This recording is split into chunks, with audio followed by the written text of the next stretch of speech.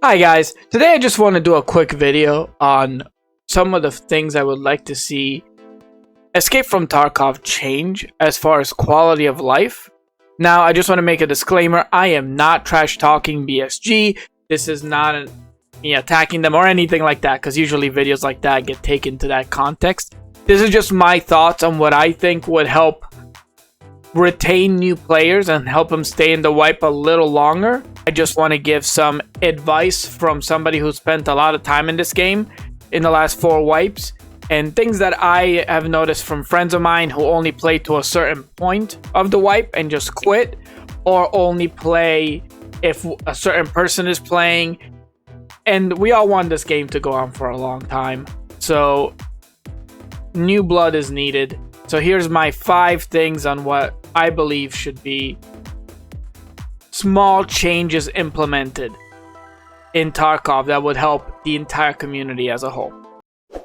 As always, please hit the subscribe button and hit the bell. Hit like and leave a comment. It really helps out with the YouTube algorithm.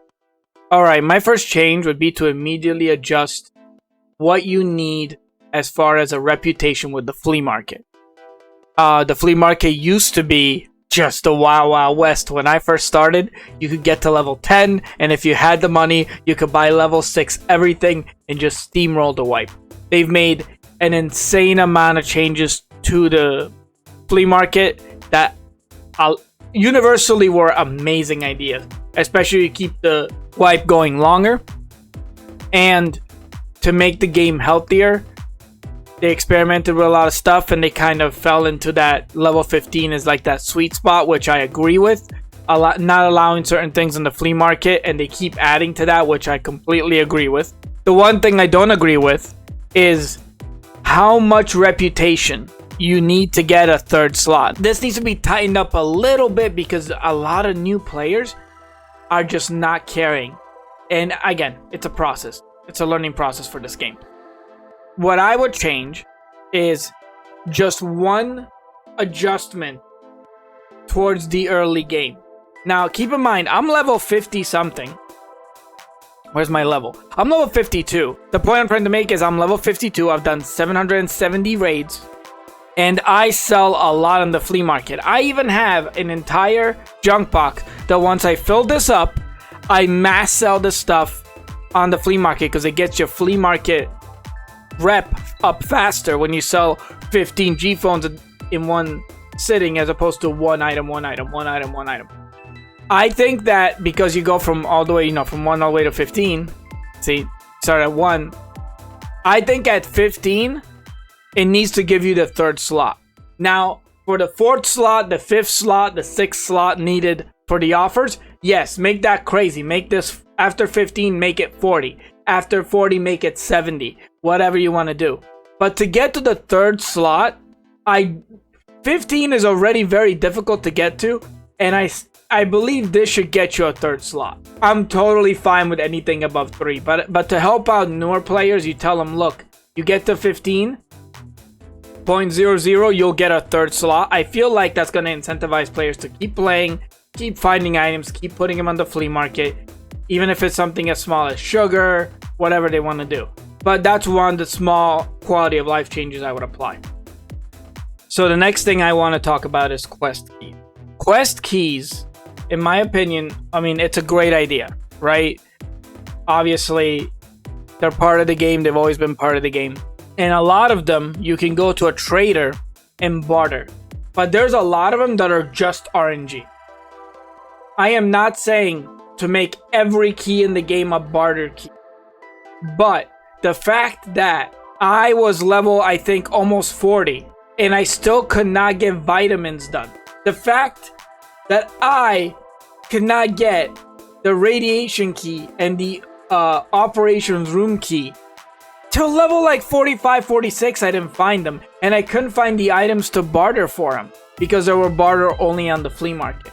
I don't mind that this is because I've found these keys. All 3 of these keys. They're not super hard to find, but they're way harder to find than the dorm key. A dorm key has a way lower spawn rate than all these 3. So this, even though it is a difficult barter, I don't mind as much because it's almost a guaranteed way for me to continue the quest. Same can be said here for the Ollie Logistics key. This they had to add because in one of the wipes, nobody could find this key. Nobody could find it. I genuinely think every single one of these keys, yes, even the tape key, needs to have some kind of barter. Even the customs office key, the director key, I think it has like 2 or 3 barters with therapists. Now, obviously you're gonna say like, well, what about the cottage back entrance key, right? So let me say this. If the quest is Kappa required, the key needs to be a barter item. With the exception of the machinery key, everybody knows where to get that. Part of the quest is to go into dorms, get the key, and get out. But even though I found the machinery key in every jacket in the game, it spawned, I feel like, at some point. But I do feel like every key required for a Kappa quest should be a barter with some trader. That's going to really help out newer players. It's going to help out veteran players. But taking forever to find an operating room, or taking forever to find the radar station room key, which these are early quests that you get, which would help out people who are not rushing, who are not crazy high level. Those quests would help them. It would get more people into the expansion. It would get more people into the water treatment plant. But when they look at this key and new players go, oh, this key feels impossible to get, they're just not going to do the quest. They're not going to care. And I just feel like that bar should not be there. So my third small quality of life change, I feel like, revolves around dog tags. Now, dog tags are virtually useless. What I do with dog tags is I fill up a dog tag case. This is my 4th one I'm working on now. And then I just sell them all at once. That's what I do. I mass sell them. It's a nice chunk of money. It's kind of like a Bitcoin to me. It's like a passive income. And every time I hit 100 kills, I save 100 dog tags, I sell them all in bulk, and I make a bunch of money in one shot. That's how I do it. I know people that grab the dog tags and sell them right away. So when you open up a dog tag, see, this one is found in raid. You can tell by the little check mark. It means that I killed the person and I got out without dying. It gives you all this information. The day you killed them, the time you killed them, my name, I killed them, the weapon you used, their name, their faction, their level. There's an open space here. I think this open space should save how far of a shot it was. So if you killed them at 40 meters away, a 40-meter thorax. And where you killed them. 130 meters headshot. And these should be saved and used for quests. Now, let me be very clear on how I mean this. I feel like I'm going to sound confusing, but I'm going to try to make it as clear as possible. What I'm trying to say is I have a Discord, a small Discord, where me and a few friends, when we play together on Tarkov, 6 out of 7 of us, which is me, I'm the dude that does it, because I found it fun to make it challenging. But 6 out of 7 of us stop playing the game when we get to certain quests. I don't want to do it. I already did that quest, so I don't care. I don't want to be bothered. And I know that this is a long-lasting problem within early games. I played some Lighthouse games too, where I got some friendly scavs, and they told me, bro, I've been playing for 6 since Alpha, and I never ever get to Peacekeeper. This is my first wipe in 10 wipes that I started doing Peacekeeper quests, and I just went back to only scavving. I only scav because I don't want to do the quests. I don't want to do the... And, you know, his friend was like, yeah, every time I get to Shooter Born in Heaven, I just stop doing quests. Here is my counter to this, to have more people play the game and want to progress, is using dog tag. So what essentially do I mean by that? Let's say let's use capturing outpost as an example. Capturing outpost wants you, we all know this is a controversial quest that I think should not be in Kappa at all, but it is what it is. Eliminating PNC operatives at the pier and shoreline. It says 1. I've killed like 30 people at Pier this wipe. You get this quest at a later level, blah, blah, blah. And then you're just sitting there farming people going to do their 4 quests in Pier. I'm going to get on a rant. I'm sorry. But what I'm trying to say is every quest like this or quests like the Punishers, right? Where it says eliminate PNC operatives using an SVD. I can get this quest done and never survive. I can go into 4 raids. Or I can go into 3 raids, get 5 kills each raid with the SVD. And then after 5 kills, die. Right? And it still counts as my 5 kills. Now, do not change that BSG. Don't change that mechanic. It would make quests fucking impossible. You do not want to lose players. Leave that mechanic in. If I get 10 kills and I die, it should count my 10 kills.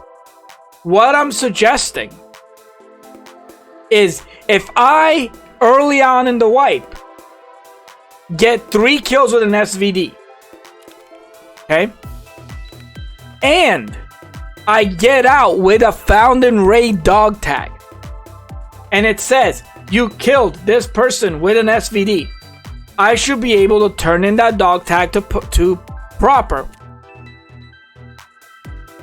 And all 3 of those dog tags I turn in, it can be part of these, has me start the quest with 3 SVD kills. Now keep in mind, either or is what I'm saying.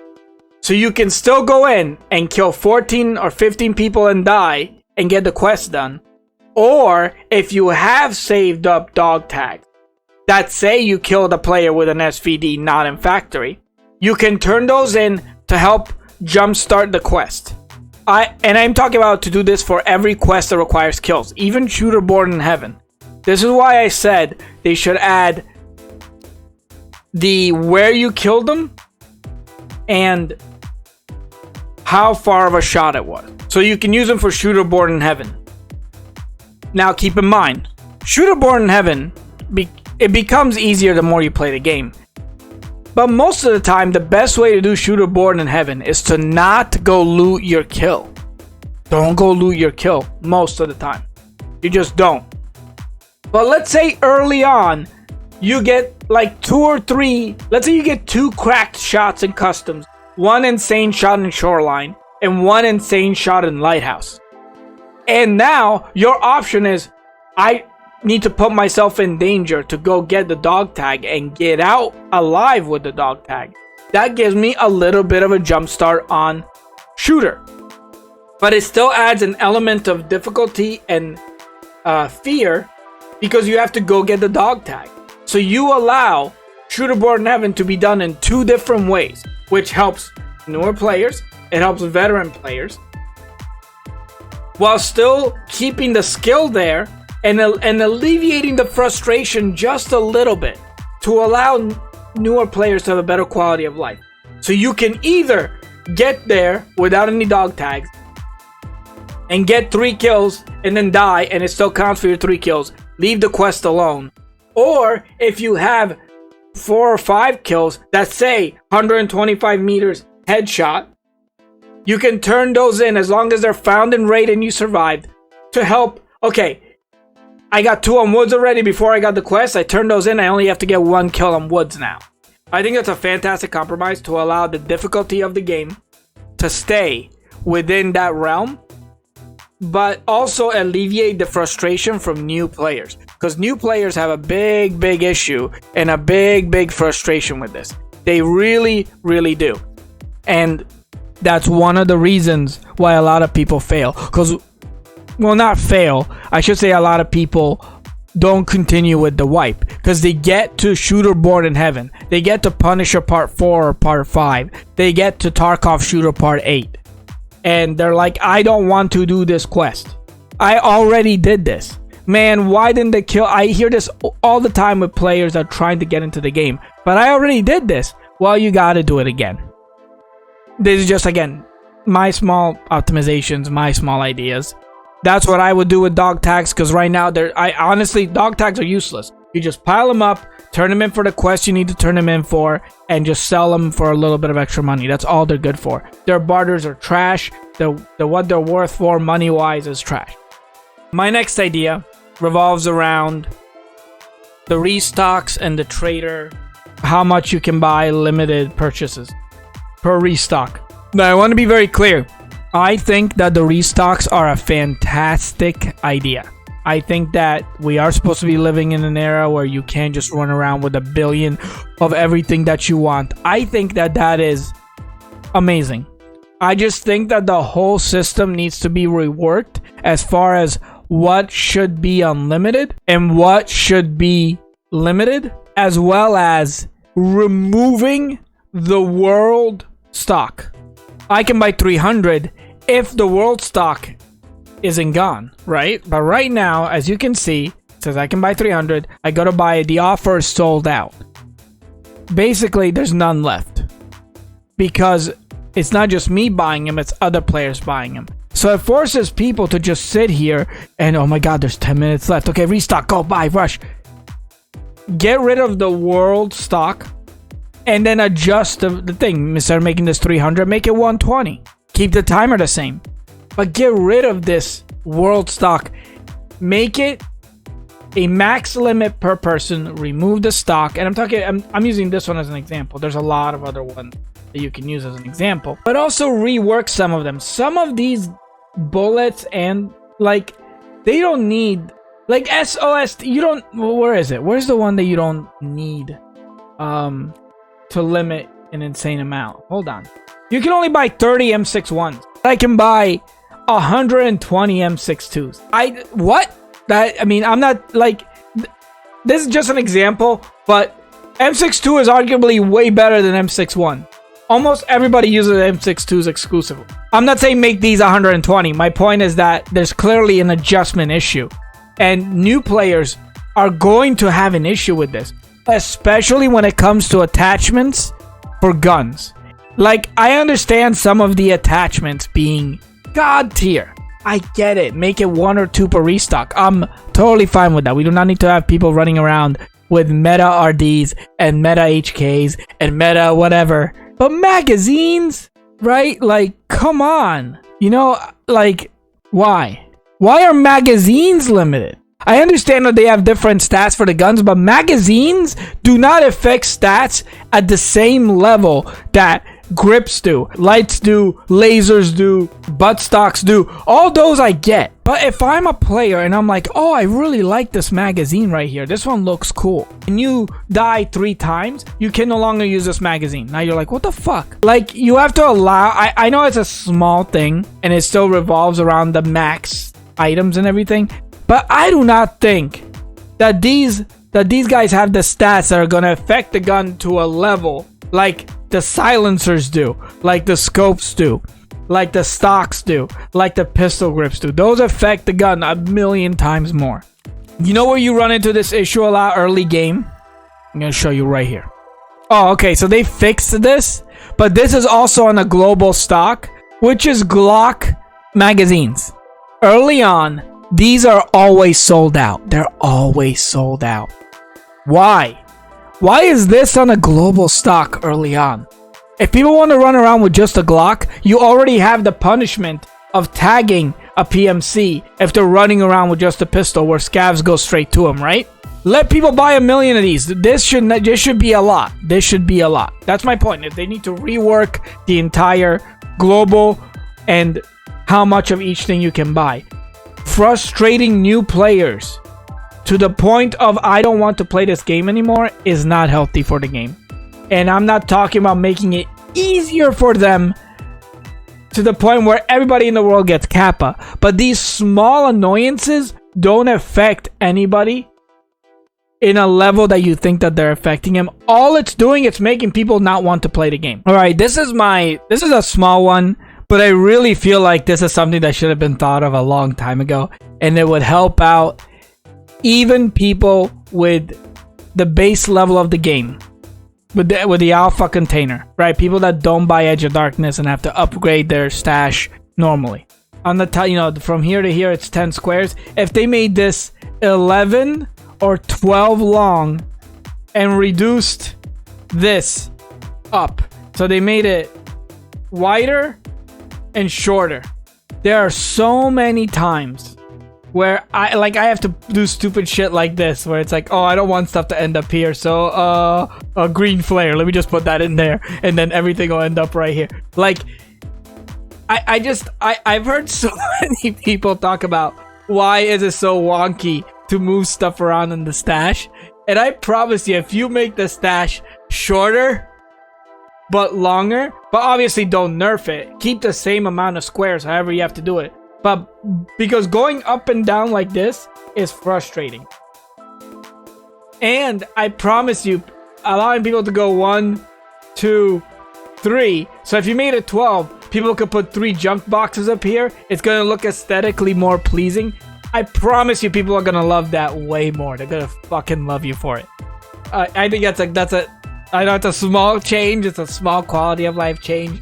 But I really believe in that one. I really feel like that's a change that needs to happen. Guys, thank you very much for watching. There's timestamps on the bottom. I really appreciate it. Thank you so much for getting my Shooter Born in Heaven guide up to 2,700 views. It's my most viewed video. I put a lot of work into that as far as a video that's not a short. So thank you so much, and all the comments on it were amazing. Everyone's so thankful for it, and they're finding all my other older guides, like my older Shoreline guide for loot, my older Reserve guide for loot, even my old Final Fantasy guide for how to level up quick. So through that, you guys have found other guides for helping you, and I love making these. So thank you so much. Please subscribe if you agree with me. If you disagree with me, or you have better ideas for quality of life, or what I said you feel like was too extreme, please leave that in the comments down below. Let me know what you would change in the game. And please let me know what other videos you'd like to do. I have a couple of videos coming up regarding some guns that I love to use. Right now, the AK-101 is, I think, the best gun in the game, in my opinion. Next to the RD. Like, it's as good as the RD and as good as the Mutant, in my opinion. The AK-101 is incredibly slept on. And let me know what other videos or challenges you guys have. But thank you very much for your time, and you guys have a great day.